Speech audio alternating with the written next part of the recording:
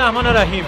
تراکتور و پیکان رو از هفته 14 رقابت‌های دیگه انجام میشه. یه ضربه سر و دروازه باز میشه.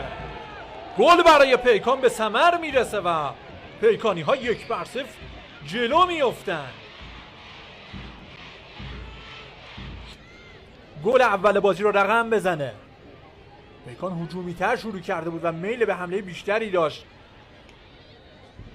در لحظات ابتدایی دقیقه یکیچ از میزبان خودش، از مدافع عنوان قهرمانی از تراکتور جلو میفته. تیم ها در مقابل تیم قهرمان فصل قبل انگیزه مضاعفتری رو میتونن داشته باشن. حالا تراکتور برای جبران میدن. حسین زاده تک به تک ضربه و گل. امید حسین زاده خودش رو 8 گله میکنه. در یه ضربه حساب شده. خروج اسفندیاری هم ثمری نداشت. میکنه ارسال مستقیم به سمت دروازه و بیرانوند راحت این توپا رو میگیره. بازی رو میبرن به سمت چپ.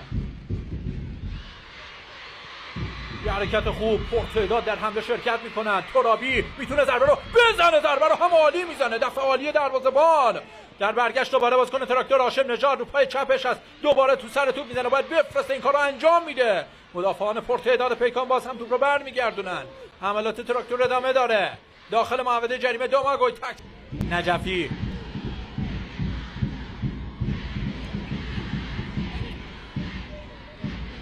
یه بار دیگه نجفی اونجا بازی گره خورده. بالاخره صاف میکنن روی دروازه و بیرانوند توپ رو جمع کرد. سعید دقیقی. شروع بازی از تراکتور. مهدی ترابی با پای چپ ارسال به روی دروازه. دخالت مثبت از مدافعان پیکان. فشار حملات تراکتور ادامه داره. هاشم نژاد ضربه رو زد. تیر دروازه پیکان به لرزه در میاد. حملات ادامه داره. تراکتور داره بهتر بازی میکنه در این لحظات. دخالت میکنه. هاشم نژاد پیکان میگیرن. امیری، افشین صادقی، امید فهمی.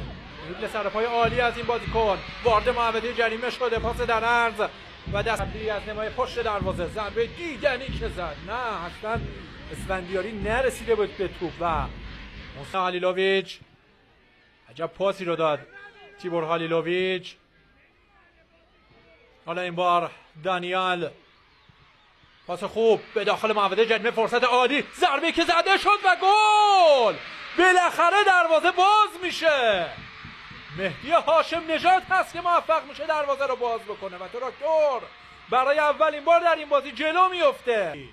ببینیم صحنه رو. توپی که فرستاده شد. دخالت حسین زاده و این ضربه از مهدی هاشم نژاد که میره در چارچوب توری دروازه پیکان جا خوش میکنه.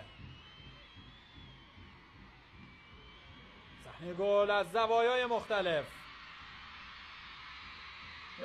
یعنی 3-4 تا بازیکن پیکانی سانتر خواهد کرد توپ رو. ارسال خوب به دهانه دروازه حریف. مش میکنه توپ رو اسفندیاری.